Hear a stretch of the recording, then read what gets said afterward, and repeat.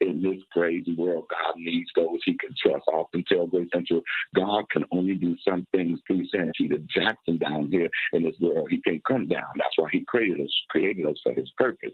And that's why I often tell you, you really do a good job. And all the information that you have on here, it's needed and it's used. So when you're dealing with individuals, interpret where they are, listen to them, because a lot of times people give too broad of information and it doesn't help us where we are. Yeah, I mean, because that's the tough part. Because Mhm. being in the business of helping people is hard.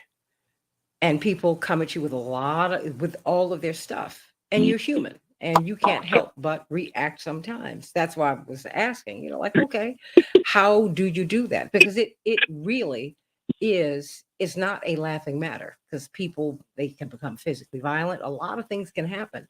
So that's why I Mhm. wanted to know from you, We have a just caller. okay, how do you do that? But I have a caller. Let me see who's Now, calling a in. lot of people, Oh, hold on. Stay right there, Pastor. What's on your mind? Who called in? Brian Brian? from Hey, Joliet. Brian, what's on your mind, sweetie?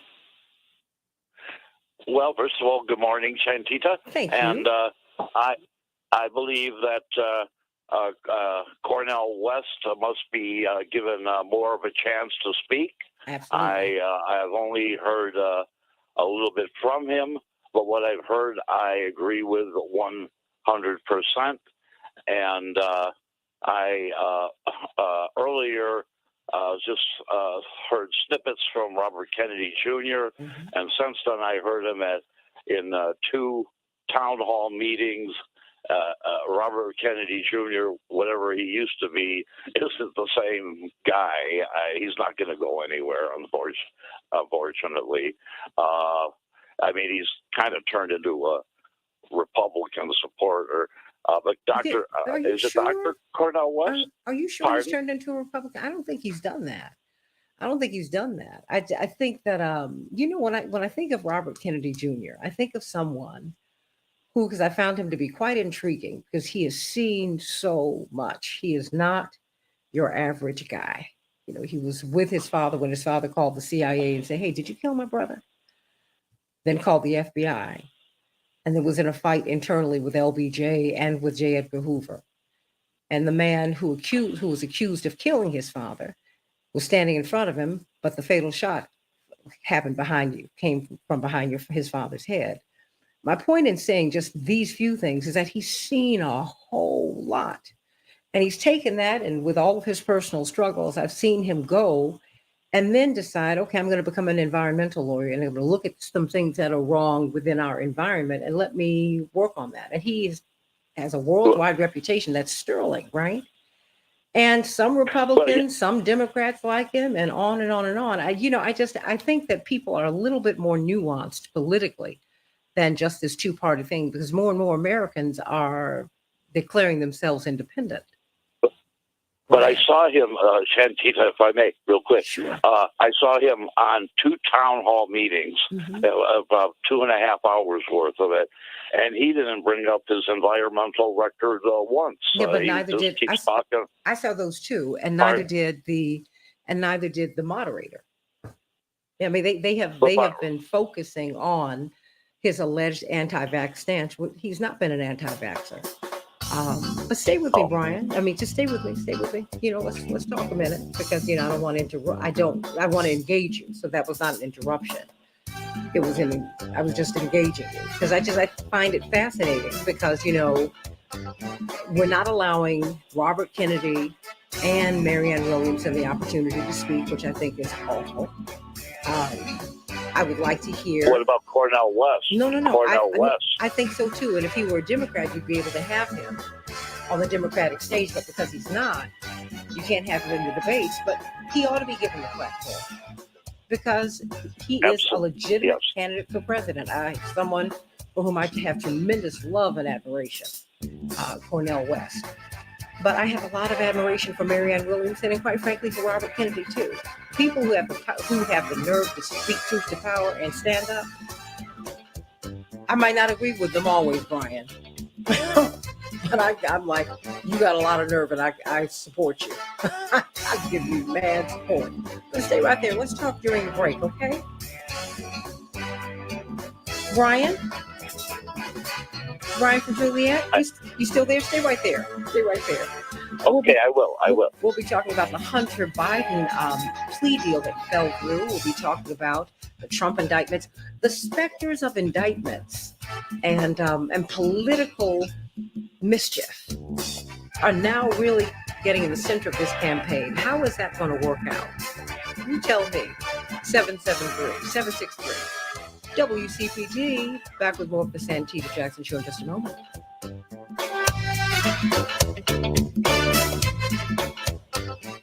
Brian, I want you to, we're up on Facebook and YouTube now. So please go on and make your comments. I want Cornel West to run in the lane in which he wants to run. But unfortunately, yep. I would love to see him on the stage with Robert Kennedy and Marianne Williamson and Joe Biden and Trump. I agree. I agree 100%. You know, I'd love to see them all together. You know what I mean? I would love that. Oh gosh. I would love it. But unfortunately, I don't really think that's going to occur, though. No, it's not. But you know what? I think the people have the power to change that. You know, and I think that we need to speak up about that because I think that we're all being cheated. You know, I just do. Sorry, Brian just dropped, but I have Mr. McKee on. Okay, thank you. I feel that we're all being cheated when you don't hear everybody who is running, everyone whose hat is in the ring. They should be at the table. Now, of course, there are metrics. You know, there are thresholds that you need to meet in order to be part of the debate. But the fact is, the corporate media have the power and they utilize it. They stop you from speaking. Or should I say, they don't stop you from speaking. They stop you from being heard by a wider audience. And we ought to object to that. We're the ones who are being cheated. And they're the ones who are doing the cheating. Dwight McKee, how are you? Fine. How you all doing this morning? It's great. We don't have everybody up yet, but we're going to have Robert Patillo and Todd Yeary. And then at the top, we're going to have Attorney Terry O'Neill, you know, who... Miss Wells is on. Okay. Well, first, we got Chaparral Wells. Chaparral, how you doing? I'm great, Santita. How about yourself? Been working overtime this morning. Hello. Yes. And of course, Alex said, are we going to speak to Mrs. Wells this morning? So Alex, why don't you say hello to Mrs. Wells once more? He's been concerned about you, just so that you know. Thank you so much, Alex. So, and here's Dwight right here. Hey, Dr. D. How you doing, Pearl? I sent you a text a couple of days ago. Did you? I didn't get it.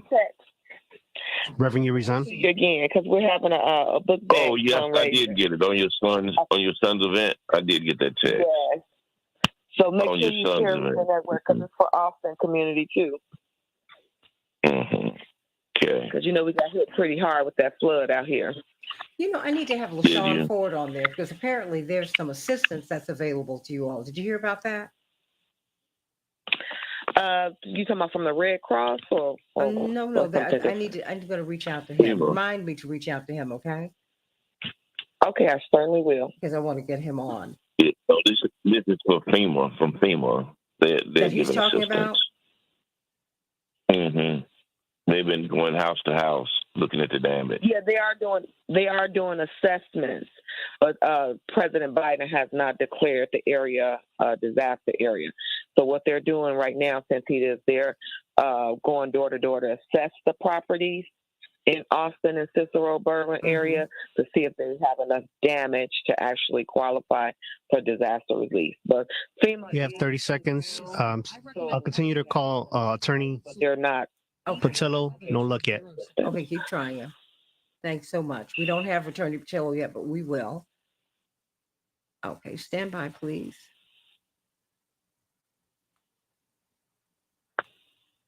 Okay, do we have Reverend Dr. Yeary? Good morning. Hi, how are you? I'm well. How are you? Great, 10 seconds. Thank you. Stand by. Stand by. Thank you, Alex. We can change the world, change the world, change the world. Yes, we can. This is the Santita Jackson Show. Gotta save the children, we can't wait. Let's change the world. Hey everybody, welcome to the Santita Jackson Show. In the next hour, we will be talking to Dr. Max Wolf about the economy and about inflation and the Fed rates, and. Right now, we're talking about these looming indictments facing President Trump, the legal troubles that are facing the president's son, and whether or not he has exposure, and how this is all going to impact election 2024. Indeed, the president said, I'm not going to tell the Justice Department what they should and should not do. I'm not going to say prosecute A, B, or C. I'm not going to be in that. It's not my Justice Department. It's the people's Justice Department. And his assertions will be tested like never before.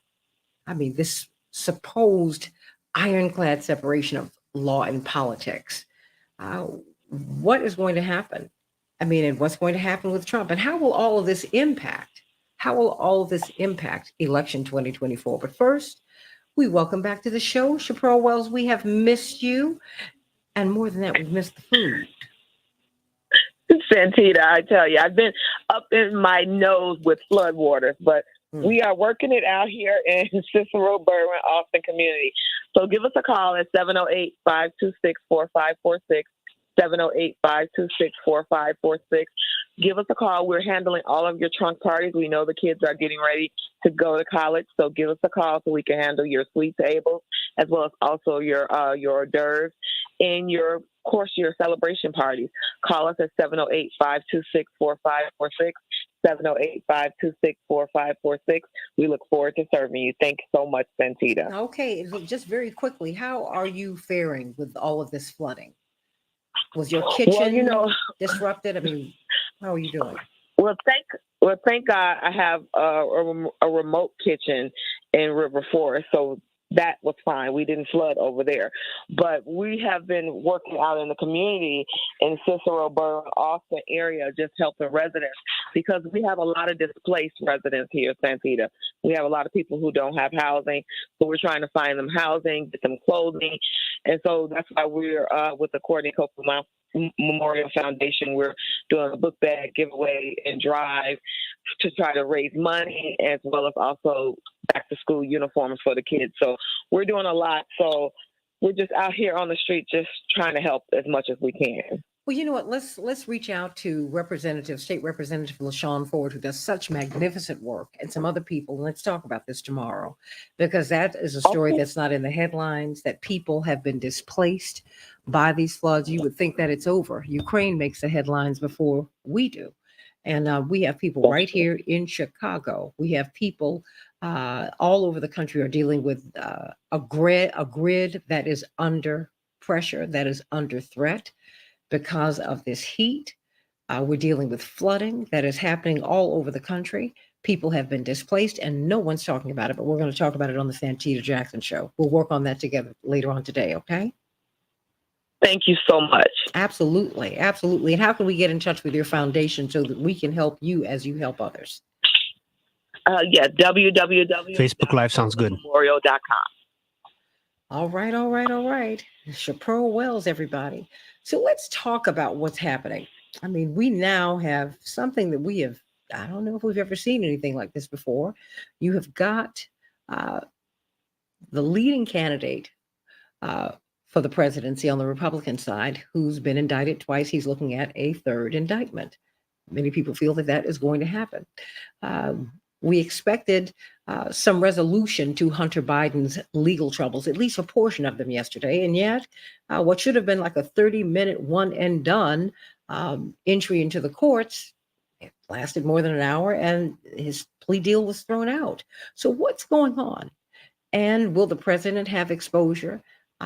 They were mentioning the fact that Mr. Biden has had dealings in Ukraine and he's had dealings in China, but he's not been registered as a foreign agent. There's a lot going on now. And I mention all of this because we're going to be inundated. We're going to be bombarded with this information during the 2024 election cycle, and it's going to shape and reshape our perceptions. It's going to reshape, and remold the presidential contest. The people we're looking at today might not be the nominees tomorrow. We don't know. So let's talk with you, Dwight McKee, and you, Reverend Dr. Todd Urey, about it. First, Dwight McKee, you kind of predicted this, that these problems would show up later, if not sooner. And here we are. Dwight McKee. Well, I said last year about this time that if you sowed the wind, you reap the whirlwind, and that it was not a good strategy to weaponize the Department of Justice to try to take Trump out of the race, which is what they had done. It's obvious they had done that. Those people who are honest with what they're looking at know that it's very obvious that they were cutting deals on both sides. They were cutting deals to try to get Trump out and cutting deals to try to protect Biden's son and ultimately Biden. And so I said then that once you open that door and make it of common use, that you could use the Department of Justice to try to take Trump out, that the Republicans would respond themselves in due time. And they have. And what happened with Biden yesterday is that the Republicans had done it a brief asking the judge to not come to a conclusion because all the evidence wasn't in. And they had hearings last week with these whistleblowers who had given them more information to work with.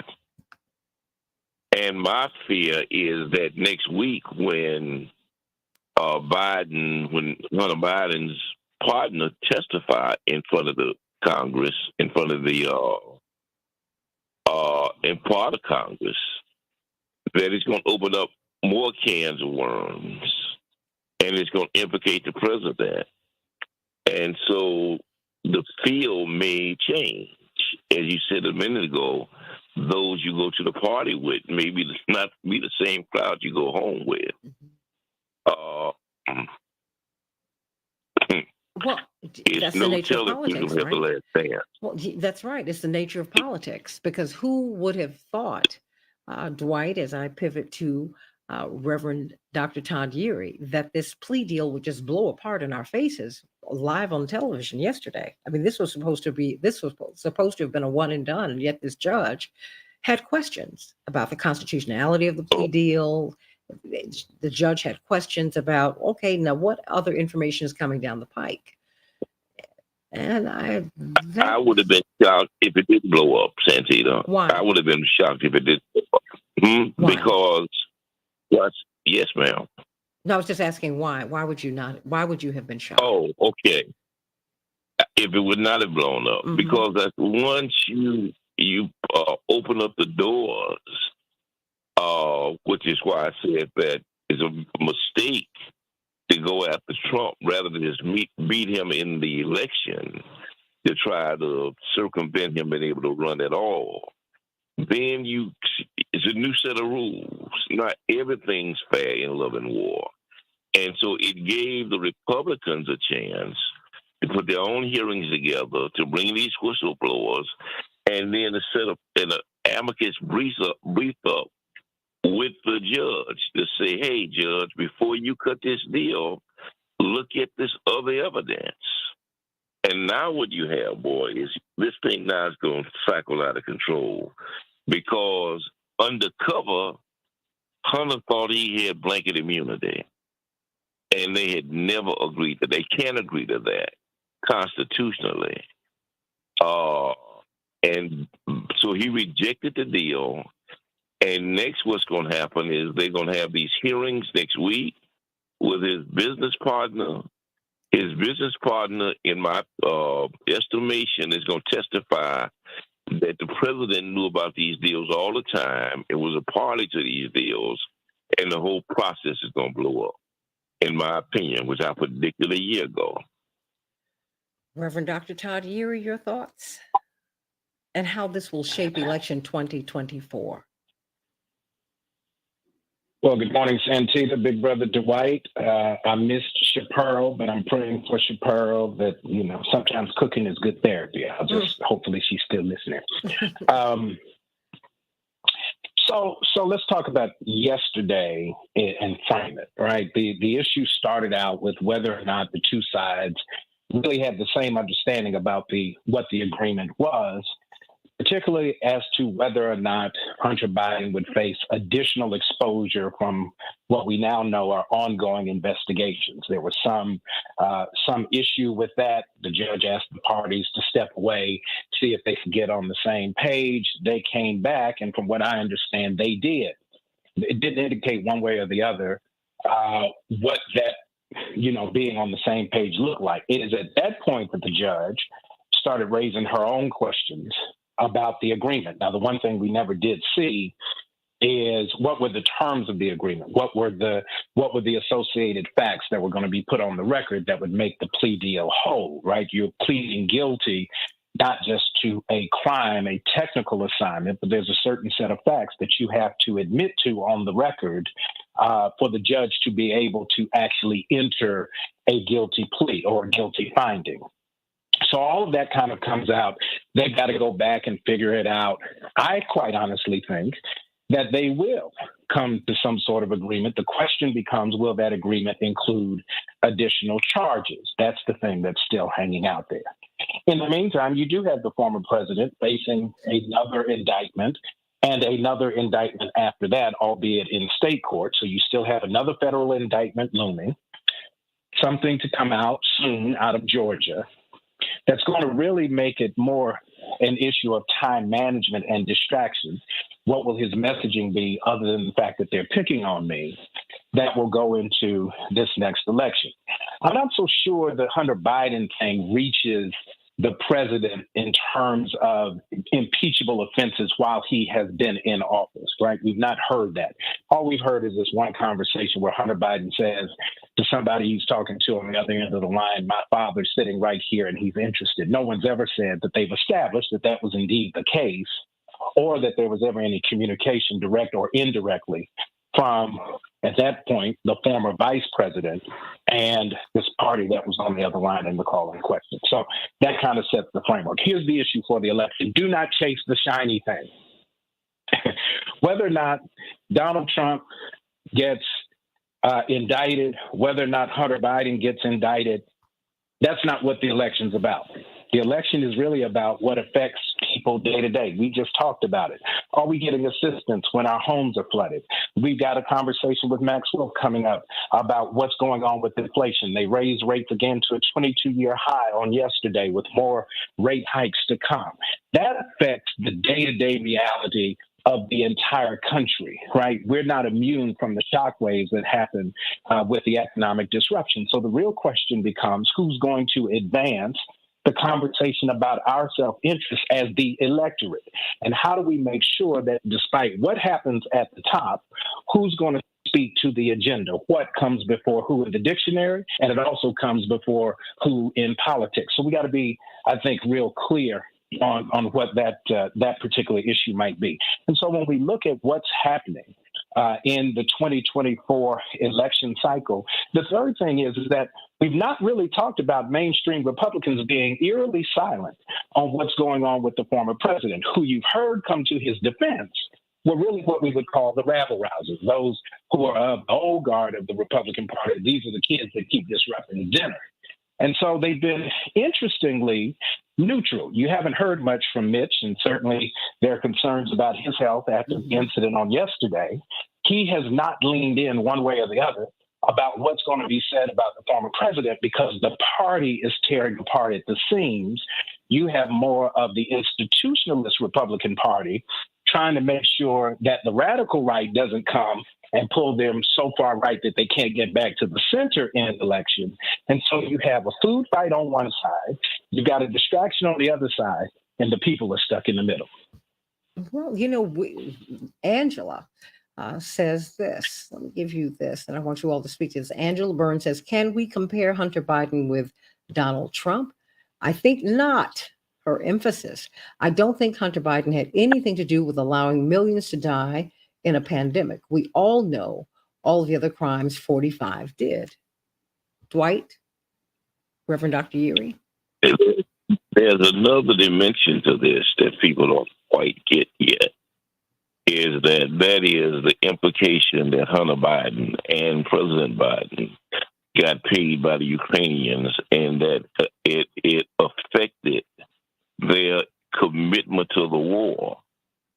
Is that his unabridged commitment to the war may be an extension of the fact that his family got $10 million from the Ukrainians and the Russians. And when the testimony kicks in next week, and Hunter's business partner, who has also been indicted, looks like, says that was in on those conversations, then it takes that dynamic to the level of treason, which is far more profound than anything that Trump has been charged with. It's very interesting. Two things are very interesting in this. One is that the papers which they found at the president's library, many of them spoke on Ukraine. And what was happening there, those were some of the papers he had taken home, and nobody knows why. And secondly, how does a president who has been in public office for the last 60 years, who's never had another job, who's married to a wife who's a teacher, how do they afford all of these high-end properties off of the lake, these $1 million properties? Where is that money coming from him and his families? And so you can be objective and look at the facts, or you can be emotional and let your emotions kick in and blind you of the facts. But all I can say is these other candidates, they need to get in the bullpen, because this reality is going to flip very soon. Y'all, write it down. Wow. Call us at 773-763-9278, 773-763-WCPT. Angela has got a running commentary with you, Dwight. She said, Dwight, I wonder how much money Russia has given Trump and his family. And I wonder that also. And we probably will, may or may not find it out. But I also wonder how much money Russia has given Biden and his family, or the Ukraine has given Biden and his family. Don't think because two things can't be true at the same time, because you don't think that one will negate the other. This is going to be they're going to set up an impeachment inquiry to Biden next week, and it'll be much more information will be coming forth. Right now, this has been a one-horse rodeo. But now these other horses will be coming out of the pasture, and this thing is going to get more and more intense as we go along. So how will this reshape the campaign, you and then you, Reverend Dr. Erie? How do you think this is going to shape the campaign, Dwight? Well, that's why I said that the other candidates should get in the bullpen and start warming up. Because if Biden is implicated in enough of this, by the time the convention comes, they will be really looking for another candidate. I have to find another candidate. And he may bow out gracefully. Now, he may not. He may stay in for the fight. But if he does, he's a wounded candidate. Now, he will be a wounded candidate. And Trump will have a momentum, coming out of the convention. The Republican. That's right. Mm-hmm. And so it's going to be neck and neck. It's going to be a different campaign than it was 4 years ago. And I would urge us to take emotion out of this. I spoke with a couple of friends last night who are absolute diehard Democrats, and they've had their issues with President Biden, his past stances. We all have. But, they're like, he's done a good job, and he has. That having been said, we're talking about what they call real politics. And what we're dealing with now is something else. We're looking at other pieces that are being put in. Pay attention to the corporate media. I'm not saying give them all your trust, but pay attention. They mentioned as Hunter Biden was walking into the court that he is an unregistered foreign agent for China and Ukraine. I thought that was significant, Reverend Dr. Todd Urey, that they would even put that in there. I mean, it's the little things that they drop. And they do it. There's a science to all of this, everybody. There's a science to it. They know exactly what they're doing. They know whom to ignore. You're going to hear more stories about Reverend Jesse Jackson because Reverend Jesse Jackson now has Parkinson's and he has difficulty speaking. They did that with Muhammad Ali. That's what they do. Now you hear stories, op-ed pieces. There's so many praises now about Reverend Jackson because, what are we going to do without his voice now that he does not have the same one?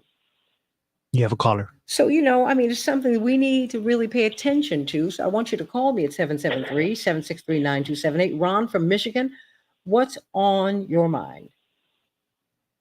Good morning, Santita and your panel. Don't get me wrong, but I was just clipping through the dials, and they were having a discussion on aid to black farmers, which is being denied. Absolutely. And black farm... Yeah, and a caller wanted to call into this radio show, and a host said on air, I have a caller who's saying that Ukrainian aid is holding up aid for black farmers. And the caller, the talk show host, well, I'm not going to name his name, but he's a prominent black host, and he bragged. He said he would not even take. So just talking about Ukraine and it's denying aid to American veterans, I can't say for sure it is, but when I turn the TV on, I'm a Vietnam veteran, and I see these wounded veterans, and we have to beg for money for them, but we have money to blow Ukrainian and Russian people to pieces. Okay, with our weapons, it's hard to stomach, really, And like I said before, after your show's over, Santita, it's nothing but wall to wall, almost everywhere you turn. Every channel, it's pro-Ukrainian war. It's just this rush to war, and these experts on it. It's just nonstop, and we can't even fulfill our military needs right now with the service people we have. And we cannot wait for Ukraine to get into the Ukraine. And once that happens, Ukraine is like New Jersey. If somebody touches it, we got to give up our men and women for European foreign blood. It's just not right. How does that make you feel as a veteran? As someone, you're a veteran of the Vietnam War? Yes, I am. So and how does that I have make a you son feel? It makes me feel so sad, so powerless. It's overwhelming. I just went to the VA to talk to the psychologist this week and explain this, and it's just where'd you turn to to try and say, where's peace? Can we get peace a chance? It's just so frustrating, and that's why your show, Santita, it's just if we didn't have you, we would have nothing, and it's. Well, I don't know. You know what it is? I tend to take. I've learned to take a lot of emotion out of this. My emotion is with the people and with people eating and people having a floor beneath which they cannot fall, and I've seen so much that I question a whole lot. Dr. King lived under IRS audit for the 13 years that he had his public career. I was talking to someone and they were talking about the Republicans and the Democrats. I said, I grew up in Chicago. The Democrats are the people we've had to fight. Both my brothers had to run against the party in order to go to Congress. So you kind of have to go beyond parties for me. And you kind of have to go beyond what the mainstream, what they present to me. Because in my lifetime, and I was a little girl, Dr. King was the most hated man in America. That's when my parents didn't march with him, Ron. They worked for him. And everybody who worked for him had to deal with the death threats and the inability to raise money so that they could eat, and on and on and on and on and on. The Leak family took my family into their apartment building so they could have a nice apartment for not a lot of money, and my parents had to struggle to raise money to pay rent every month. So it's like people act like being an organizer is an easy thing, and that making social change is an easy thing. It's not. In real time, you catch hell. And I think that we need to be honest about what we're looking at. Yes, we absolutely need to be talking about the floor beneath which human beings cannot fall. But when I talk about Ukraine and the money that is pulling from our coffers, people get upset. When I talk about all this other international aid, I'm like, wait. Our children don't have textbooks that they need. They don't have Wi-Fi. They don't have school lunches or breakfast or dinner. Come on. Thank you, Santita. I'm sending you much love, and I want you to keep your head up. Because as long as you just keep on reaching for the next day, Ron, you're going to be okay. Your fighting was not in vain. You came back, sweetheart, with a lot of knowledge. And so you share it with people. I don't want you to give up. I don't want you to give out. I want you to keep hope alive. I mean that with all of my heart. You hear me? Yes, ma'am. And whenever you feel down, you just call into the show. I don't care what subject we're on. Okay? Thank you, Santita. I love you, Ron.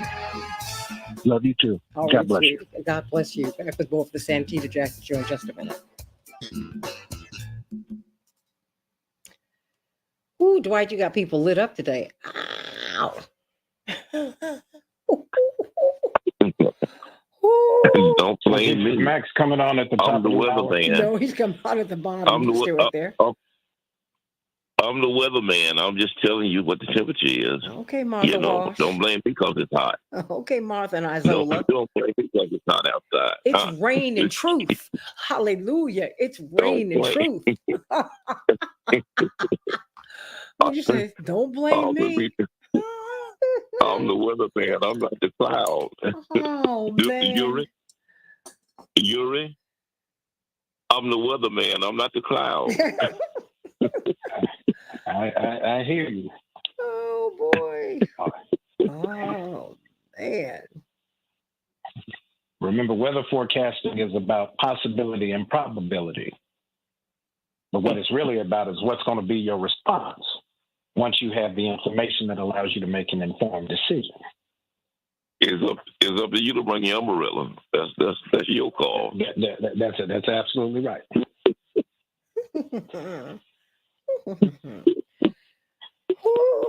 Well, I tell you what, folks get very upset when I even mention the prospect. I'm like, y'all, I think we got a bit of a problem here. And people get upset. I'm like,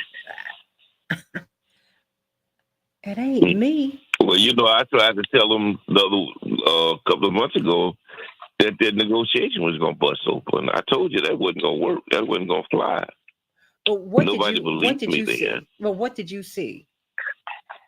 The inconsistency, the way it was set up. You could tell it was obfuscating, and it was a sweetheart deal that nobody else has ever gotten in the history of the Republic. That was, any scrutiny was going to bust that open. But Dwight, here's the thing we got to remember. I do criminal defense. There are Attorney O'Neill's on. Right? That's why prosecutors have immunity, right? So the fact that you have preferential treatment at the higher ends of government should not be a shock. I mean, it's the design of the system. The question becomes, how does it disrupt the normal flow that affects everybody else? In the course of all of this, what we often say is in the savannah, when the elephants are fighting, the rest of the animals get the hell out the way. Right. This is a fight that is intriguing and it's interesting, but it's absolutely irrelevant to whether or not I have food on my table, a job to go to, a livable wage. What this really comes down to is, will we get so caught up in an unelected son of a sitting president in the middle of an election cycle, or will we put pressure on the sitting president who still has power and authority to address the real-time issues that folks are facing? That's where we got to make sure we stay on message and on point. It's good side talk, but it's side chatter. What's going on in reality when Chaparro can't get aid because there's not a disaster declaration? That's an ongoing, that's a real-time policy issue, totally independent of what's going on with Trump and Hunter Biden. It goes down to what's happening on Main Street, not just what's happening on K Street. But the subtext of that, Yuri, if you listen to what the brother just said when he called in, this is subtext now. The people who are suffering the most, like him, is looking at the resources being drained by people in another country, and they don't understand why them and why those people and not us. All And the more it's reason. driving him.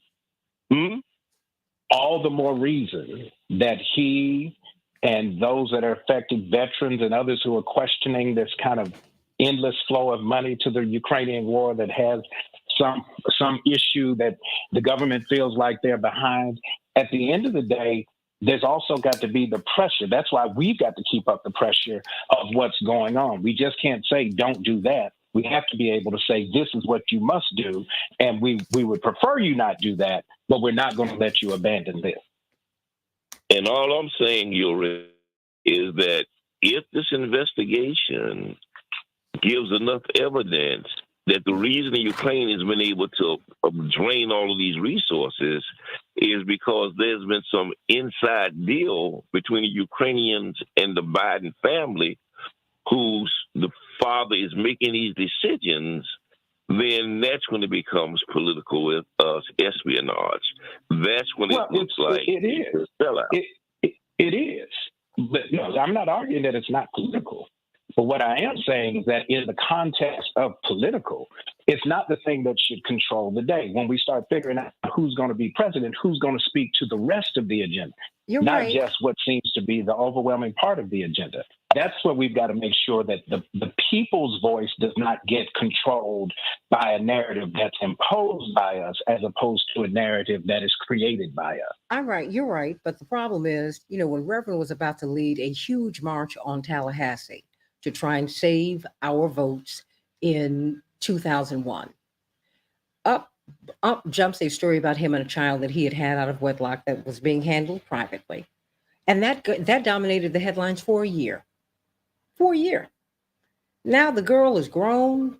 She's a functioning adult, beautiful young lady. She's gone on about her business. And we have someone who stole the election not one time, but two times. I'm just saying it's a both and, not an either or. Oh, and I'm not saying it's an either or. What I'm saying is, I'm just saying this is what we do. You got to have the and to make the both. Yeah, now I hear you, but I'm saying but you have to also understand that there are both, and they compete.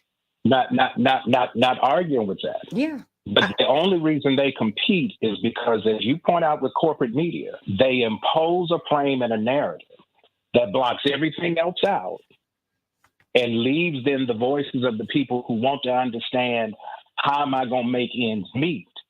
It gets swallowed up in the dominance of this one issue.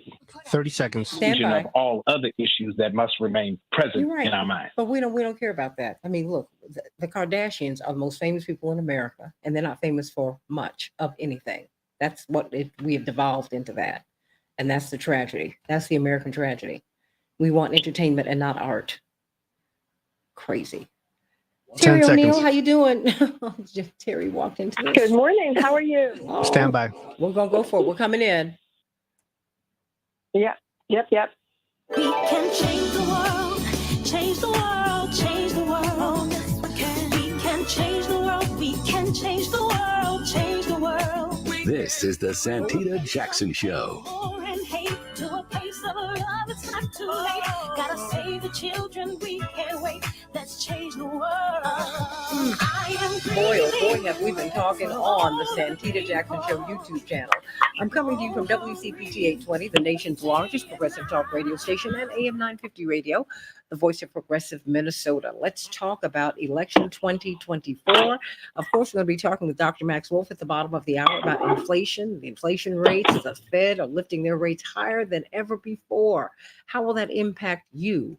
What about the Trump indictments, the looming indictments, the third that's coming down the pike, we believe, for President Trump? What about Hunter Biden's legal troubles? How will all of these issues shape election 2024? Should they shape election 2024? Well, they will. And so what's going to happen here? Call us at 773-763-9278, 773-763-WCPT. Let's get to some of these headlines so we can get to the rest of the show. A federal judge delayed accepting a guilty plea from Hunter Biden. A deal was struck last month in which President Biden's son would plead guilty to 2 tax charges, but it began to unravel at a hearing yesterday. The terms of the deal may not be constitutional, according to the judge. She asked prosecutors and defense lawyers to work out a fix to address her concerns. Iconic Irish singer-songwriter Sinead O'Connor, at the age of 56, has died. Best known for reinterpreting the Prince classic, Nothing Compares to You. She was also known for fighting for those who had been sexually abused within the Catholic Church, fighting for Irish independence, fighting for mental health. Tragically, she lost her son, Shane, to suicide last year and has spoken of it publicly. Oh, may she rest in peace. Kevin Spacey was acquitted in a sexual assault trial in the UK. A London jury found the Academy Award-winning actor not guilty of sexually assaulting 4 men. He was facing a potential life sentence. The U.S. is tied with the Netherlands at the World Cup. They tied last night, everybody. The Dutch went ahead early, but the U.S. team is resilient as they pursue a three-peat, everybody, and they were able to level the score at 1-1. The U.S. remains at the top of Group E with 4 points after 2 matches. They are still in contention for that three-peat. In Chicago, we'll have a high of 85 degrees, but it is hazy. Remember, we are still one of the 20 cities with the worst air quality in the world. Minneapolis, St. Paul is in that number as well. You have an excessive heat warning. Please be careful, everybody. Go to libraries, fire stations, police stations if you need to cool off, and make sure you drink water and check on your neighbors, everybody, particularly the young, the elderly, anyone who might be struggling. Check in on them. 96 degrees will be your high, partly cloudy. As we said, the U.S. and the Netherlands tied 1-1 yesterday. Australia will be facing Nigeria today. Argentina will be facing off against South Africa. In Major League Baseball, the Mariners 8, the Twins 7, and in the Crosstown Series, the Cubs 10, the White Sox 7. In the WNBA, the Lynx 97, the Mystics 92. Everybody, we've been talking about financial freedom here on the Santita Jackson Show, and we've been working with Team Hochberg. We're going to have him back on next week because David Hochberg, they have a credit card that can help you to build your credit. You can go from the 500 to the 600, the 600 to the 700s. It'll only take a few months. It's just a matter of time, everybody. Call them at 855-56-DAVID, 855-56-DAVID, or go to 56david.com. But guess what? If you haven't owned a home in the past 3 years, that makes you a first-time home buyer. And so Team Hochberg wants to help you to own a home. First-time home buyers made up only 26% of the market last year, down from 34%, and numbers that were much higher in prior years. And so now Fannie Mae and Freddie Mac have gotten involved because they know that the cornerstone of American wealth is home ownership. They want to turn these numbers around by incentivizing all of us to become first-time home buyers. If you owned a home 4 years ago, okay. If you haven't owned one, though, in the past 3 years, that's who they're looking for. You might have owned it 4 years ago, but if you haven't been able to own one in the past 3 years, please call 855-56-DAVID. 855-56-DAVID. Fannie Mae and Freddie Mac are they have substantially lower rates. This can change at any time, but if your total household income in Chicago is below $105,700 and you have not owned a home within the past 3 years, this program might be for you. So everybody, let's look at creating some multi-generational wealth. You own your home, then your children more than likely will own their home and their children, and on and on and on it goes. So please call them at 855-56-DAVID, 855-56-DAVID, or go to 56david.com. But they're really nice at Team Hochberg. Give them a call. Give them a call and get on the road to home ownership. Welcoming, of course, we have Dwight McKee on the show panel, and we have Reverend Dr. Todd Deary, as we've been talking about these legal issues that could impact the 2024 campaign. And the former national president of the National Organization of Women, noted civil rights attorney Terry O'Neill, joins us. And boy, oh boy, we have been going back and forth about this. Attorney Terry O'Neill, what do you make of all that we're facing? I don't think we've ever seen anything quite like this before. Yeah, I know. I mean, I think unless in cases where the person who is being investigated and has been trying to enter a guilty plea is not as famous, right, as the son of a president. This actually has happened before. Sometimes it's not entirely clear. How did I want to put this? In some ways, what happened with the rejection of the guilty plea is kind of technical, right? It's not a technicality exactly, but the judge wanted to be clear that whether Hunter Biden would continue to be investigated after this guilty plea. And according to what I've read, that was the problem, is that the prosecutors was reserving the right to continue investigating Hunter Biden on the facts surrounding what he was about to plead guilty to. That's pretty unusual. And the prosecutors didn't want to give up the right to continue investigating even after this guilty plea on these matters, these aspects of the investigation. So that's a little bit unusual. And then there was the other problem, another problem that I really didn't understand, where the judge did not want to have to be in the position of supervising Hunter Biden's behavior after the guilty plea, because apparently he would have to agree not to do drugs or alcohol for 2 years or something like that as part of the plea. So that's what I mean when I say, it's somewhat technical. And then, of course, frankly, I think a lot of what's going on here is you have overwhelming evidence that the former president of this country attempted a coup, attempted to not respect the outcome of a free and fair election for president. We have overwhelming evidence that that's the case, and he hasn't even been indicted yet, but he's still under investigation. And his minions are jumping up and down trying to distract America from that fact, and they think they have got something by being able to sort of latch on to Hunter Biden, Hunter Biden, Hunter Biden. Remember what Kevin McCarthy said about Hillary Clinton and the Benghazi investigation. We've got Benghazi. We can discredit her. We can win the election that way by discrediting her. It was a nonsense investigation. The Republicans are trying to do that again. I think the reason for that is that they're nervous about 2024. Yes,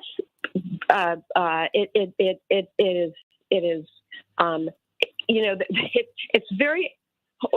It's very scary to me. We don't know where this country is headed, but I think Republicans are trying any which way they can to get a win, including by latching on to this Hunter Biden thing and trying to smear Joe Biden as much as possible with what his son is doing. Where do you think that's going to go? Because the story is out here, and it seems like it's just going to get bigger. Terry O'Neill. And, while many of us can say, that there is a wall, many people say that there is a moat between the president and his son. They're really going to try and close that moat. I mean, what do Democrats do to really stay fixed on the issues? What I would like to see done is I would like to see the president, Joe Biden, make it very, very clear that he loves his son, but if his son has engaged in behavior that is criminal and that deserves to be indicted, then so be it. And he will be there for his son and love him, but that's all he can do. That's what I would like to see. And I hope that is what has happened. So far, it looks like that is what has happened. The White House has scrupulously avoided any kind of engagement or involvement in what the prosecutor is doing. I'd like to see that continue and be very public. Now, the Republicans, of course, are trying to say whatever Hunter Biden does is actually the behavior of Joe Biden. Everybody knows that's not true. But I would like Joe Biden to follow that course of action. Right. Well, I mean, Dwight, your response, because you've been saying that there appears to be there, because one thing that I think Democrats are not paying attention to, and we should pay attention even as we are skeptical, these hearings that the Republicans are holding about all kinds of stuff, Attorney O'Neill. Dwight?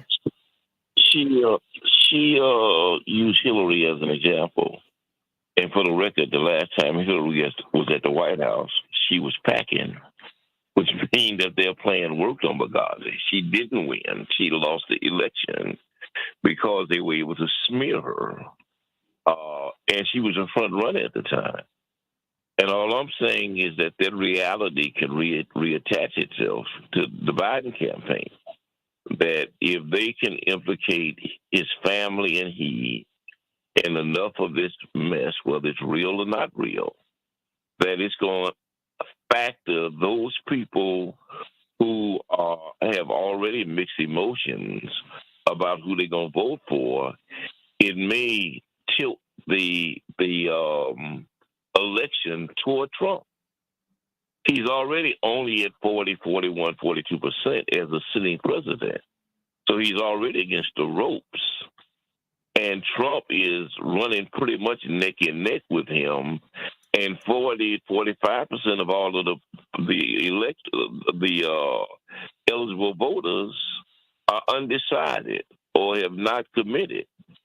And so whether it bumps it toward away from Biden or toward Biden or away from Trump or toward Trump or toward Cornell and Kennedy, however that plays itself out, is going to be a factor. That's all I'm saying. And don't assume because you feel that way about the president that everybody else feels that way about the president. That is not the facts. The fact is that a lot of people have mixed emotions about what's happening with this president and what's happening with this war. And it's going to... New caller. As these investigations go on. Call us at 773-763-9278, 773-763-WCPT. You want to make a comment before I take on the call, Attorney O'Neill? Oh, I think that is true. Sorry. Can you hear me? Oh, yeah, now I can. Okay. Oh, okay. Yes, sorry. I do think Dwight is absolutely right, and I think yes, and Hillary, yes, Benghazi, all that stuff, but her emails and that sort of thing really did make a big difference in the Hillary Clinton campaign. I think that we're in a slightly different position politically right now in this country, but the reality is a lot of people need and want policies that the Democrats, including President Biden, have been too slow to move forward on. We need a cancellation of student debt. We need affordable housing. We need to end the endless and failed war on drugs. We need many, many things, and the Republicans obviously are a wall of opposition to ending any of those things. The Democrats are just not doing enough to help us, and I think that is a lot of what makes Joe Biden puts him in a weaker position. So it's tough for this country. It's really tough because if Donald Trump wins the presidency, we are going to become, just like Turkey or Hungary. We will be ruled by an autocrat in the mold of Erdogan and Orban, and it's not going to be pretty. But if that happens, it will, I think, in part be because so many people need so many progressive policies that just are not being delivered. Let me go to Otis. Otis, what's on your mind today? Hey, good morning, Ms. Jackson. Good morning. The lady who just got through calling, I just heard her say that if Trump get elected, America's gonna be like Turkey. You know what? I want her. How could she say something like that? As Black people here that on here that's in high power positions or speaking for Black people, they should be happy as Black people that Biden and Trump, they both should go to jail. We shouldn't be apologetic for what they're not doing for Black people that we've been asking for. Even she said it herself, the lady she got through talking, we need more housing. They didn't care. Black people talking about reparations. They don't care. Illegals coming over here attacking Black people in Chicago, the South Side. They don't care.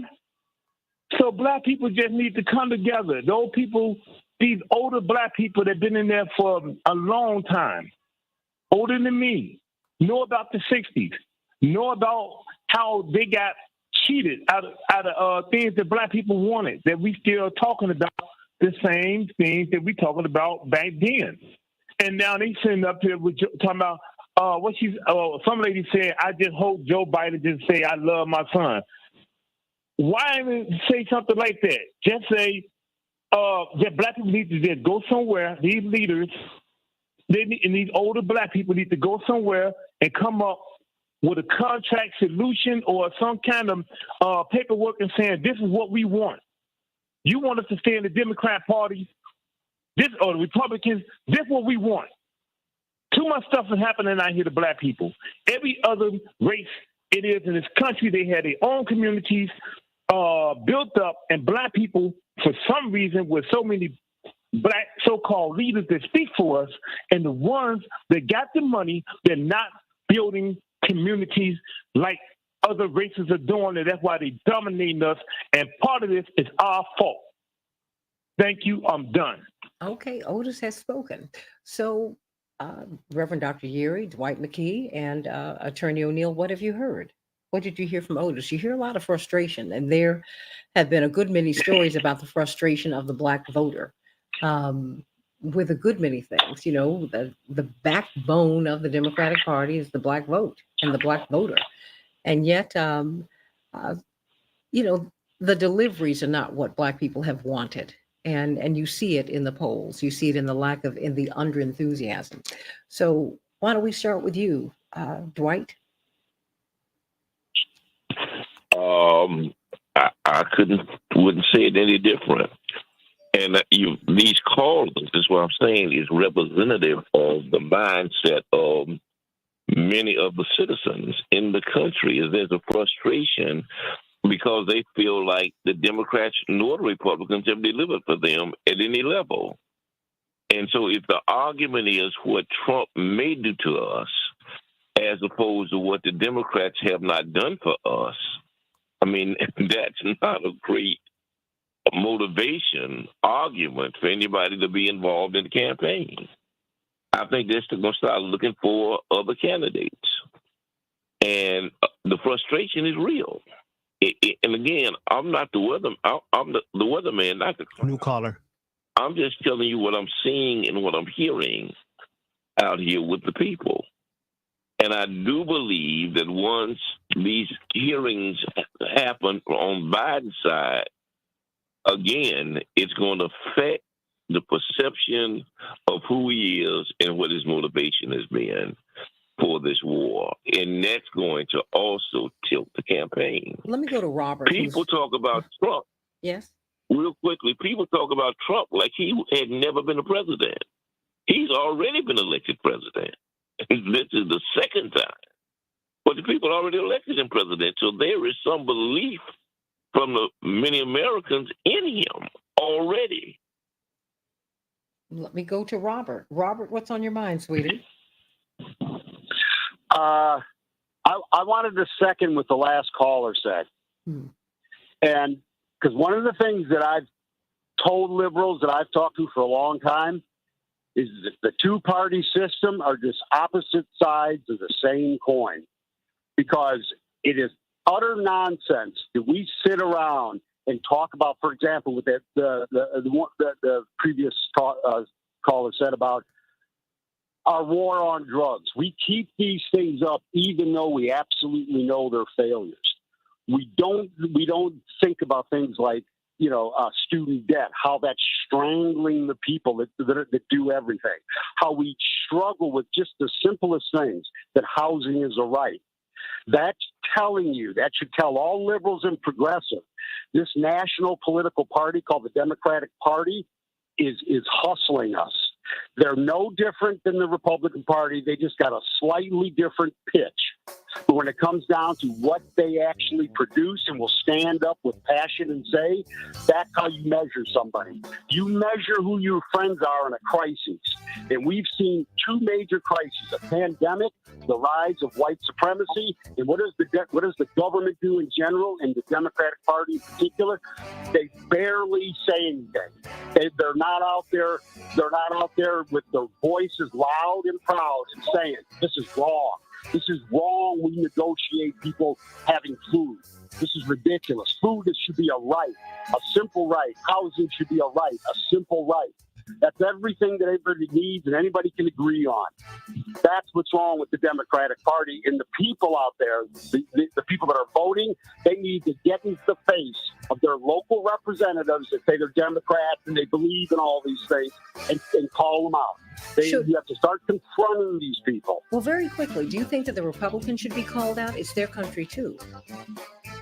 Sure.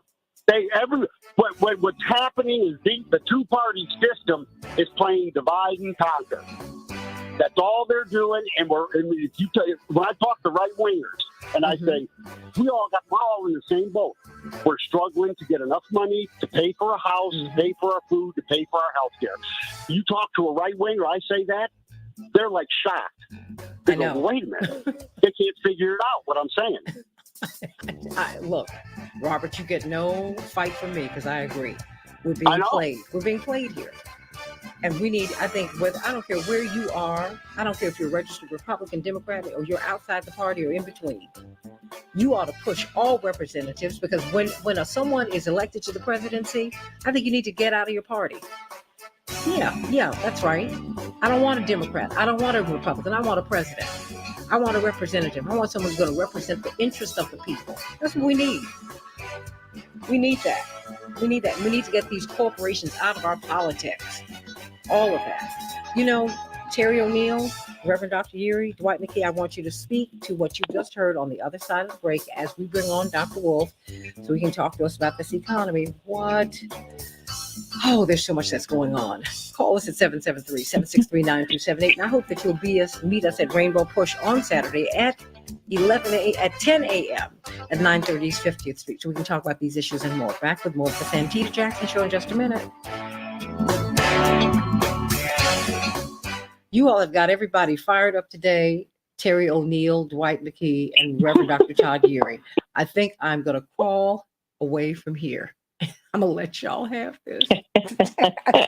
Still no answer from Attorney Patillo. Oh, it's okay. That's the voice of the disaffected, right? When they call in and say, look, all of this noise about these issues that are so unrelated from their point of view, right, as to what's going to get to where they are, is why there's so much frustration with our politics. We seem to be enamored by the sensational and not what is actually the compassionate politics of dealing with where folks have their needs to be able to live lives of dignity and possibility. That's the whole conversation. And we've got to be intentional in terms of the grassroots organizations, the churches. That's where Keep Hope Alive comes from, right? It's don't get sidetracked by what you do see. You got to keep pushing for what you don't see and keep pushing till you do see it. And Dr. Wolf is on. See you in the meantime. Well, you know, like you said, the who, the what, and the why. The why is the last in the dictionary because it's the penultimate question. Why? Why are we in Ukraine? We need to ask that question. More and more Americans are asking that question, and it's not a Republican or Democratic issue. It is. You all could not give me that $1,200 or $1,400 check that I needed to be a bridge for me to get from payday to Monday. And all these people have to do is look our way and they get more and more money. You can't continue to do that. Americans are tired of all of this and they're beginning to ask some fundamental questions. And if these politicians do not answer these questions the right way, you just hold up. Wait a minute. I'm not your problem. While the FBI is still spying on Black activists and organizers. I'm not your problem. You need to go inside the FBI, which is where all these oath keepers and whatnot come from, and you need to deal with that. I'm not your problem. So, Dr. Wolf, how are you? Good morning. Thanks for having me. I know he's like, what? It's a wonder I still have him as my buddy, one of my dearest friends in the world, because we pull him in the middle of so many conversations. Terry O'Neill, we're supposed to be talking about the economy. He never knows what he's walking into. He is like, okay, Santita, what have you pulled me into this time? I'm like, well, maybe that's the appeal of the show. Maybe the audience doesn't either. Well, I don't know if I'm gonna take that as a compliment. I don't know, but yeah, well, you know, I try to go where people want to go. No, but that's the news, right? If you're planning the news 3 months in advance, that's pretty suspect. Well, thank you. Well, just so that you know, we've got Attorney Terry O'Neill, the former president of NOW, whom you know, Dwight McKee, and Yes. Reverend Dr. Todd Always Yeary. a pleasure. That's right. Thank you all. So I want them to respond to what they've heard, and you can jump in as well, because we've been talking about these well, you know, Hunter Biden and his legal issues, legal troubles, and 1 minute. President Trump and his legal. Thank you so much, Alex, and his legal troubles, and how this is going to reshape the American body politic. How it's going to shape election 2024, and it will. It will. You know, unless we demand. You know, look, I want you to talk to me about food, clothing, and shelter. We can do that. But you know, we're into I think we should put medicine on that list too, because we've done a lot to erode people's medical privacy. 30 seconds. You know, ironically, you see states attorney generals eroding people's medical privacies beyond even the accusations against nationalized health care, beyond any of those accusations, in order to track down people who they think might be trans or people who they think might have tried to get 10 seconds here in another state because they don't offer it. Stand by. I mean, there's always something important going on. Right? Absolutely. Stand by. All day. Stand by. We're coming up. We can change the world, change the world, change the world. We can change the world, we can change the world, change the world. This is the Santita Jackson Show. War and hate to a place of love, it's not too late. Gotta save the children, we can't wait. Let's change the world. Hey everybody, welcome back to the Santita Jackson Show. Of course, it is time for Dr. Max Wolf, and of course, I always bring him into the middle of the action, in medias res, as they say, in the middle of all of these really exciting conversations that we're having about election 2024. We are here right now, and I just heard Tom Hartman leading into the show, reminding us, and I so love Tom Hartman, please check your voter registration. Because particularly in red states, but quite frankly, all over the country, we are being purged from the voter rolls. That is happening as we speak. So I would suggest every month you check to make sure that you are still on the voter rolls, because you just might not be.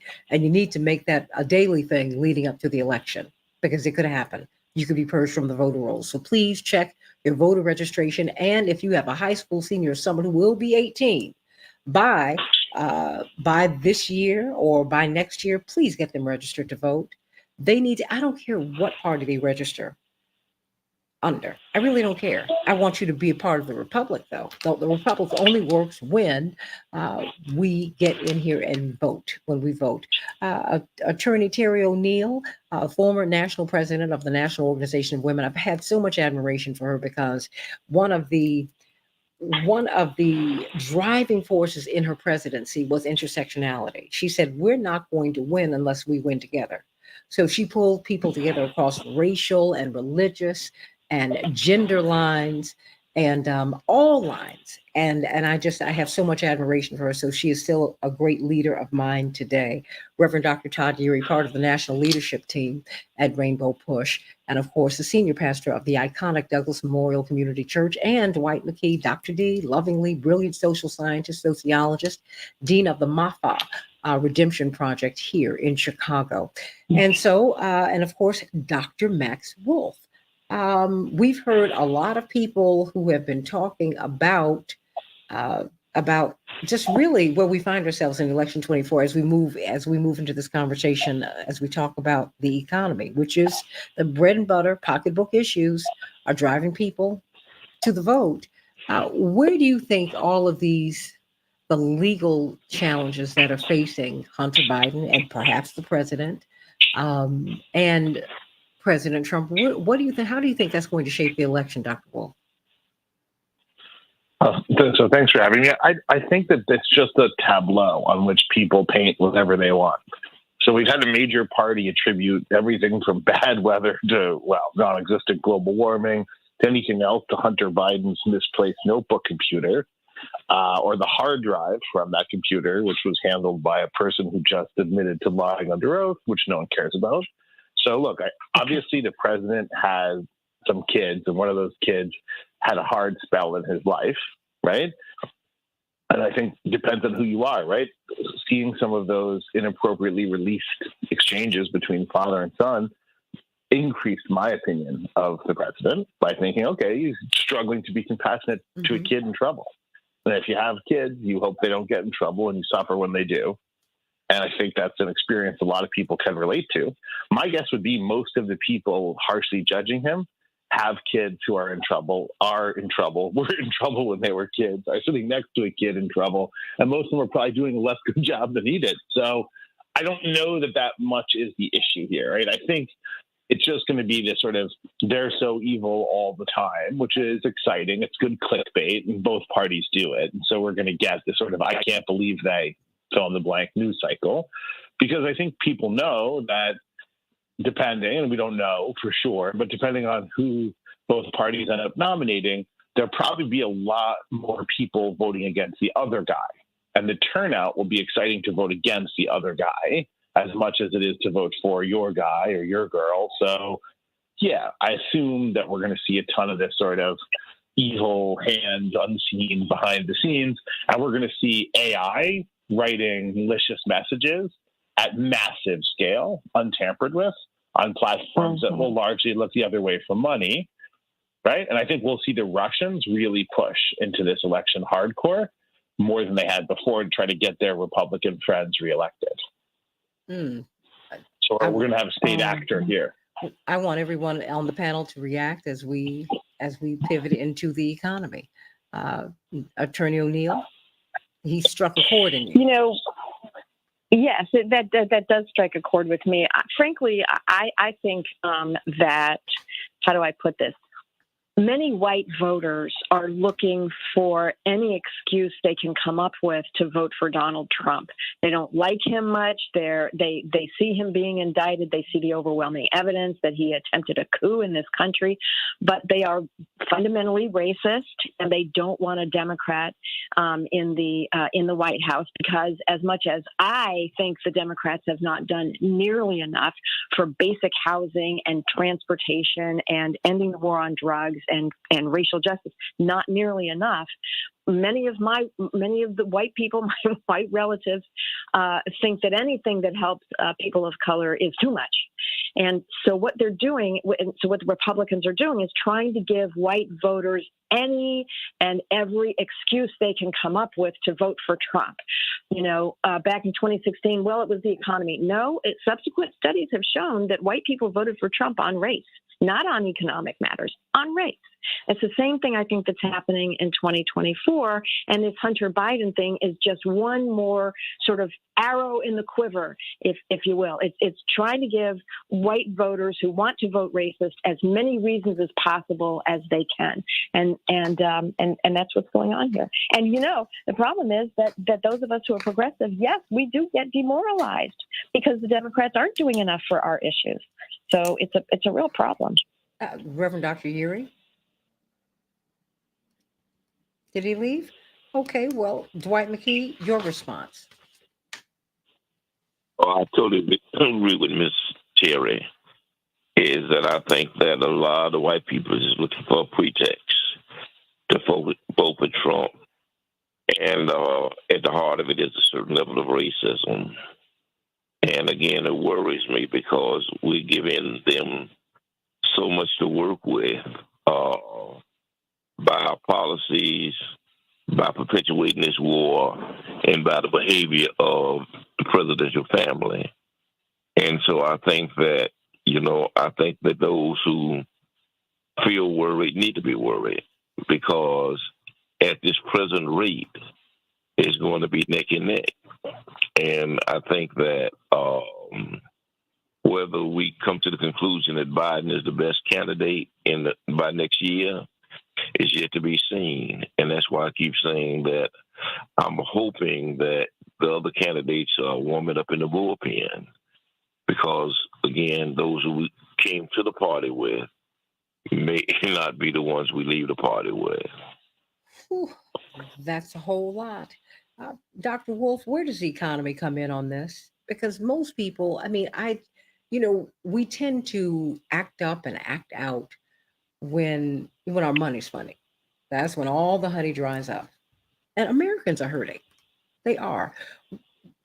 And when I hear that, that the economy is growing, when I read that in the headlines, I'm like, but people are saying, I'm not feeling it.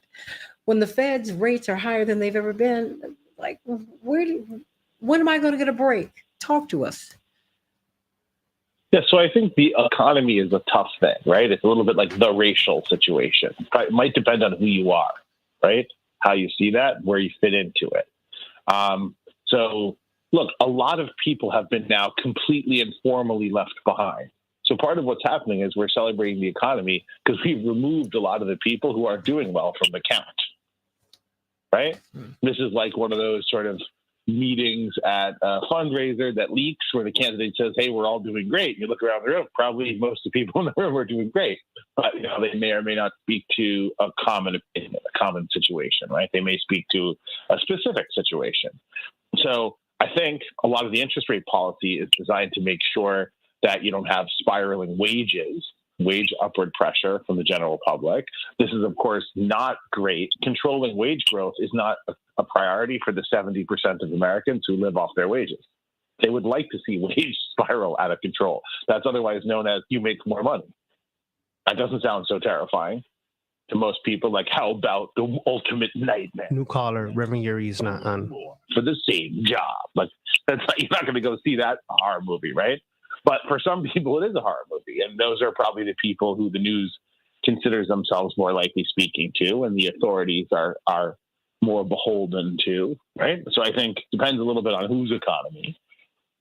And I think the big friction, the big thing we don't want to talk about is around COVID and a bunch of other things. I think the 2020 elections were pretty rough at realizing things, right? That a significant portion of the population was happy to abrogate and reject the will of the people at the polls and worked real hard to do it, and generally faced limited consequences for that, and sometimes no consequences. I think that was a blow. I think that we had a pandemic that we weren't honest about. We left a lot of people to die. And even though we don't admit it, we probably killed an extra 500,000 of our fellow citizens because we botched the response. And it continues, if at a much lower rate, to be an issue. So I think that was a real tough thing for a lot of people. And I think it opened eyes to something that was a reality for a long time, which is if we stay where we are and do what we're told, we won't make it. And once people feel that way, the vicissitudes of the economy, a good month, a bad month, I don't know how much they matter, right? And as much as the Federal Reserve raises interest rates now to a 22-year high, they're still not that high historically, but the problem is everything is a body blow if you're just getting by, right? It's like a guy sneezes on the subway, you're healthy, you're probably okay. A guy sneezes on the subway and you have an immunocompromised, that could be the end. Right. And so we have a lot of people here who every perturbation is a mortal threat. Right. And that's true in the economy, too. The economy may not enter official recession. I'm not so sure, but that's the consensus right now. But the Federal Reserve has shown, as authorities have shown, that they are more kind of focused on securing the needs of the people at the top than the people at the bottom, which, compounds the sense, which is accurate, that people in the bottom 70 or 80%, by the way, we're not talking about a few folks who fell through the cracks here. We're talking 70 or 80% of the folks here aren't doing that well. And it's not that they're doing particularly badly right now. It's that their eyes have opened to it, right? And it's like the person who's in a bad or abusive relationship who starts to realize it. Is the abuse more? No. It might even be a little bit less. But now you see it all. And now you can't unsee it. Right? And asking people to unsee what you forced them to admit is tricky. Last thing I'd say about the election, too, is while there's a huge racial element, and maybe it's just because I'm an economist, I think there's a big economic element. The ranks of the poor are increasingly white, and they're increasingly the former middle-class white. And if you are afraid to blame the social elites, if you are literally too afraid or unable to blame the social elites, you blame down, because that's where you're allowed to channel your rage. And I think that has as much to do with the appeal of the sort of Trump candidates as the racial stuff. Of course they do that. Of course that's part of the brand, right? But they also do this sort of, you're not poor because it's your fault. That's what's new and exciting, because conservative America had always thought before, if you're poor, it's your fault. Now you can say, you're poor, it's their fault. that guy wore your wife's shoes and read a book to your kid. This guy wants you to call him Janine. This person is in love with that person. This person doesn't want to be defined by the fact that they got involuntarily pregnant. This young woman wants a job that you thought only men did. It's a game, right? So, but I think it's a rage engine here now. And there's certainly a huge racial piece, but there's not just that. And I think it's a hate movement. And whatever it's worth as an economist, I think it's a lot of self-hatred. Because I think people who weren't doing that well thought, I'm better than those people. I can abuse those people. I can look down on those people. And if someone comes along innocently and says, hey, don't do that, bad for them, and also, by the way, bad for you, this can become the crystallized focus of that rage.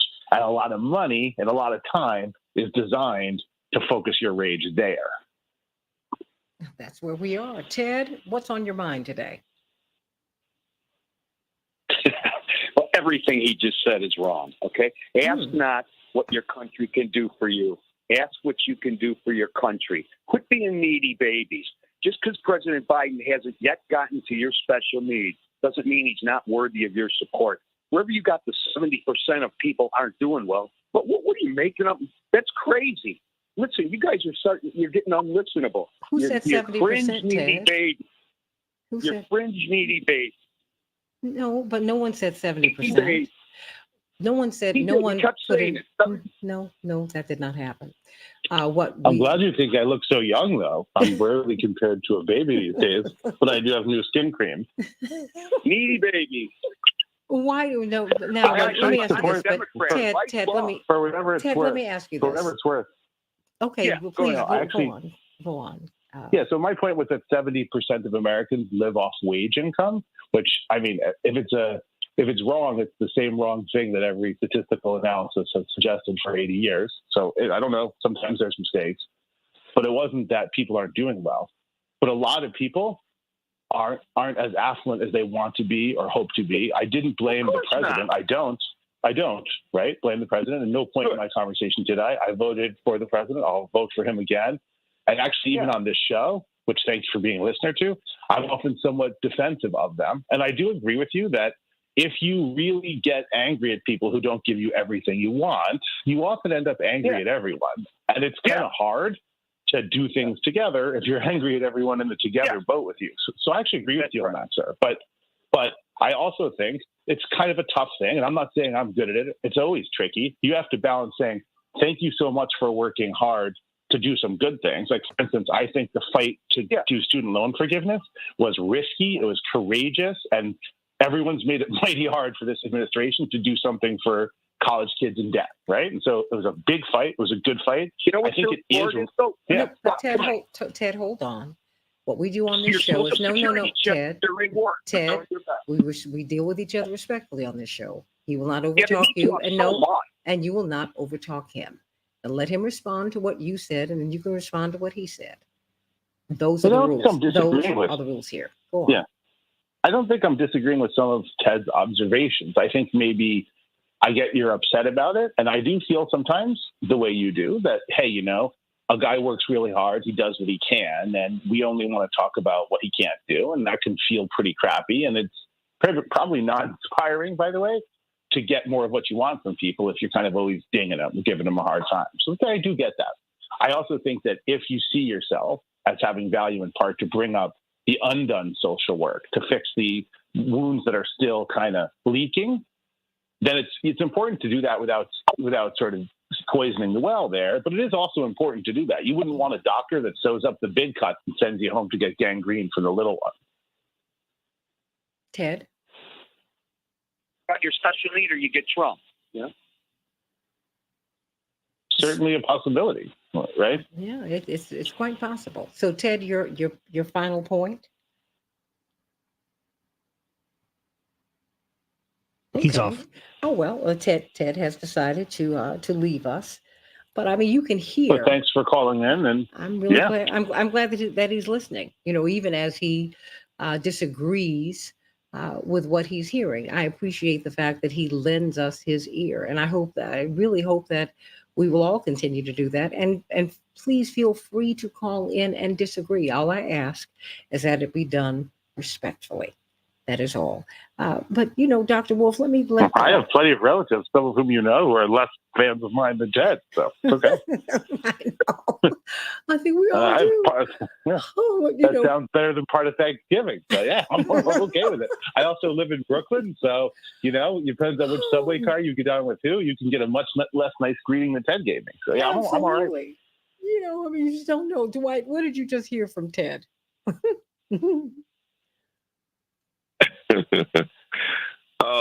The frustration that I'm hearing from everybody is that I think he really didn't understand what Dr. Wolf was trying to explain. Again, Dr. Wolf is an economist, and he just explained how the data plays out for the most part. It's not subjective. It's the objective reality. Here is what the data is telling me. And I think that Ted took it all personally, as if somehow it was an indictment on the president, or it was an apologetic for the former president. And I didn't hear Dr. Wolf saying that at all. I just heard him saying, here is what I'm seeing, here is where the people are, and here is where I think it can improve. That's what I understood Dr. Wolf to say. That's it. Yeah, I'm certainly not sympathetic to that crowd. I mean, I think of those people now as armed, angry, and mostly fascist, which, I understand in some circles might be seen as a compliment, but not mine. Attorney Terry O'Neill, your thoughts? I mean, because, it's really hard to have this discussion when everybody takes everything so personally. Yeah, I keep saying I have relatives who are fundamentally racist and look for any excuse to vote for Trump. I also have many relatives who are terrified of Trump, who are horrified by Trump's the entire MAGA Republican agenda. And what they keep saying is what I thought I heard Ted say, which is we have to shut this whole conversation down because the worst thing that could happen to us is that Trump gets reelected president. And so I'm familiar with that view, and I have some sympathy for it. But I think we don't. Trump will get elected president for sure if we don't have these conversations. You don't win elections by saying vote for me. The other guy is really gross. That's not a winning message. And unfortunately, that happens in campaigns an awful lot. You tear down your opponent, vote for me because the opponent is so bad. That's not okay. That's not good enough. I think, we on the progressive side really have to have these hard conversations. We have to look at, we try to move our agenda forward in an environment where the array of power is really overwhelming against us. Yes, most Democrats are funded by corporations. Those corporations want less taxes and less regulation. And we are constantly fighting to get corporations and billionaires to pay their fair share. And it usually feels like a losing fight. But we progressives do what we can to get to move the needle as much as we can.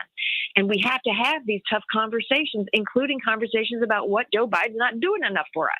We have to have those conversations. Doesn't mean that we think Republicans are exactly the same as Democrats. No way will I ever believe that. Thank you. But we do have to have these conversations. Thank you for that. You're giving me hope right now. But I think that you can engage in loving critique and respectful critique. The last 2 minutes belong to you, Dr. Wolf. Yeah, look, I think people are angry, and I think we anthropomorphize our politics, right? Fancy word, but maybe worth the extra cost of the $5 word, which is we turn the concepts and our beliefs into people, right? So Trump is just an old guy with a loose handle on sort of sanity and a criminal past, right? Biden is now the front runner to be the leader of the Democratic Party. These people are important because of the institutions that support them and the power those institutions vest in them. Not so much because of their particular life story or the emails that some relative of theirs sent and shouldn't have or what have you there, right? These are really large social structures, these parties, and they have their hands on trillions of dollars worth of public spending that we all care about collectively and individually. But I do think there's a real value in seeing people as representatives of interests and institutions, and seeing these debates as different ideas that lead to radically different social outcomes a little bit more, and seeing it as, I'm rooting for this guy against that guy a little bit less. And that's extra hard to do when the other side has expletives and then the names of your candidates on them on giant flags on trucks. But, holding the line might still be valuable despite the difficulty. Everybody get involved. Check and make sure that you are still registered to vote. And if you're not registered to vote, get registered to vote. And continue to check on your registration to vote. We all have to be involved. We all have skin in the game. We all do. Americans can do not just better, we can do right. We can wage peace. How about that? And not war. And if we wage peace, we'll fix our infrastructure. We'll fix our schools. There will be a floor beneath which none of us can fall. Isn't that what you want? Certainly that's what we need. I love you, everybody. God bless you. Have a great day. And as my Aunt Irene Ware used to say, tell someone you love that you love them today. God bless you. I'll see you tomorrow on the Santita Jackson Show.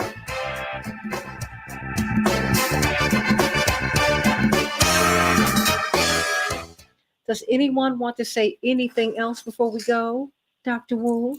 I think you probably have to modify Aunt Irene staying for the 21st century, which is tell someone you love that you love them today, unless they already have a restraining order against you. This modern version, but yeah, seems like good advice. You know what, Terry, don't pay any attention to this man. Let me tell you, 92nd Street Y, he is at a panel, and bless his heart, he is honest to a fault, Dwight. And they asked the panel, are you racist? Of course, nobody on the panel was racist, except Dr. Wolf. We can't help it.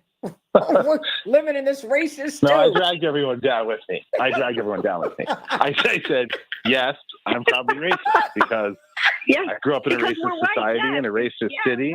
No, I don't even think it's just because we're white. I think everyone's racist. I think if you paddle around, if you paddle around in the sewer water, you smell a little bit like what's in the sewer, and it's okay. It's just where you live, right? So I grew up in a racist time, in a racist place, in a racist city, surrounded by racist attitudes. I went to racist schools. I worked at racist firms. I mean, you'd have to have quite a high opinion of yourself to have come through all that with no change. Let me tell you, right? This part, he called me while he's walking out of the Y. He said, I'm trying to figure out if I said the right thing. I'm like, no. How far away are you? Are you at the 86th Street subway yet? Are you there? Yeah, the scariest people in the room. Man, the scariest people in the room laugh the hardest. The people who are horrified. The people who are horrified in the room. Look, the kind of person who's really going to be angry about that person is not going to.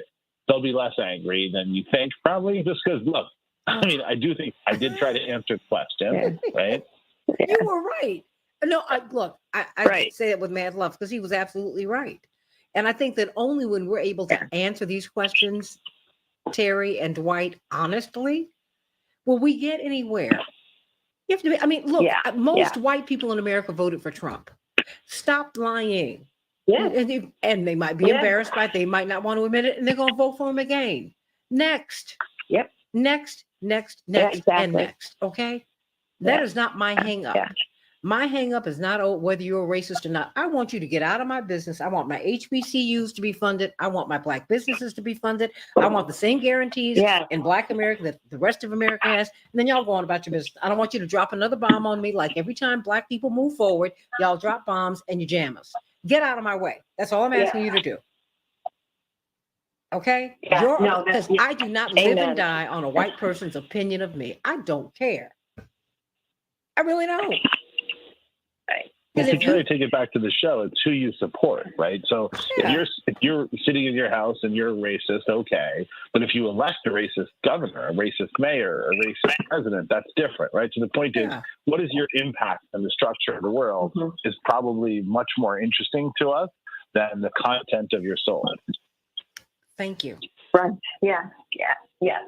Well, I got to run. This was a great conversation. Thank you so much, Santita. Of course, I called Terry late at night. Hey, Terry, I need you. She was like, what? Just because I'm back in the Central Time Zone doesn't mean you need to call me this late. I thought you'd be great for the conversation. You call me as late as you want. I thought you'd be great for it. All right, sweetie. Love you. Love you too. See ya. Absolutely. Dwight, do you have anything else you want to add? Assalamu alaikum. Don't eat ham, cheese, or bacon. That is how Islam was explained to me by a friend years ago. And my father was so upset. He said, how ignorant is this? He told my mother, do not have him talking to our children. Oh, do you have anything you want to add, Dr. Wolf? I think the cheese is all right. Just